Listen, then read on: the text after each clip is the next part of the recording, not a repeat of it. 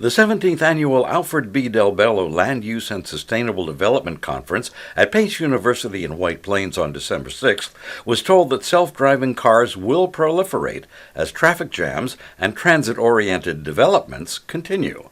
So said Sam Schwartz, former New York City Traffic Commissioner, now President and CEO of Sam Schwartz Transportation Consultants. He writes the Gridlock Sam column in the New York Daily News and is author of a new book on driverless vehicles, No One at the Wheel, Driverless Cars and the Road of the Future. They're coming. There's no stopping them. This is kind of like being in 1908 and Ford just invented the Model T and everybody's going to have a car. Autonomous vehicles are going to be here. Just about everybody will have it over the next 30 years. And what should we do? And the downside is if we don't change our patterns. So everybody owns their own autonomous vehicle. They imagine someone from Westchester who works in Manhattan. The autonomous vehicle takes that person there. That person is at work at 9 o'clock and tells the autonomous vehicle, it costs $80 to park here for the day. Why don't you just drive back home to Westchester and wait until I tell you that I'm ready to leave? So you may very well double the number of miles traveled. It may lead to people living further away because suddenly the car becomes much more comfortable and you can get lots more things done, even sleep done in your car. So we may find that we'll go to Putnam and Dutchess and others will be commuter areas, and sprawl could increase to many areas that really can't support it. And the traffic could very well get much worse because there'll be more vehicle miles traveled, more cars on the road than ever before. Many of those cars won't even have someone in them.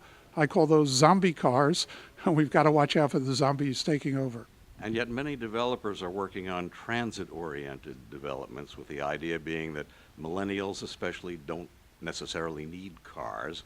Are we going to be stuck in a vehicle lifestyle forever, or is there a possibility of going to mass transit, going to bicycles, having more walkable cities? Yeah, for places like Westchester, transit-oriented development makes a lot of sense. Building town centers where you can walk and where you have great accessibility to local stores, that's terrific. But there is going to be a tension out there if we rely on the autonomous vehicle to drive us further and further out and encourage sprawl. Right now there is a good trend. Younger people, millennials, are driving far less than previous generations.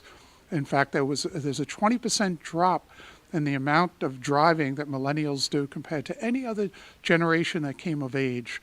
And so that's a good trend, and we shouldn't upset it with the autonomous vehicle. Transit-oriented development is terrific. Don't buy the hype that the autonomous vehicles can offer transit-like service. They can't replicate the capacity of Metro North or even a very good bus lane, but microtransit is the area where I believe autonomous vehicles could have a big impact. It lends itself to town centers. These are smaller vehicles. These are probably electric vehicles, and they could accomplish a lot and take people. One of the problems in Westchester is getting to the rail stations, and there's not enough parking at the rail station. Some of them are gone by 6, 7 a.m., especially if you're not a regular commuter. What autonomous vehicles could do is take you that last mile, 2 or 5 miles, to a train station, drop you off, and then pick you up when you come back.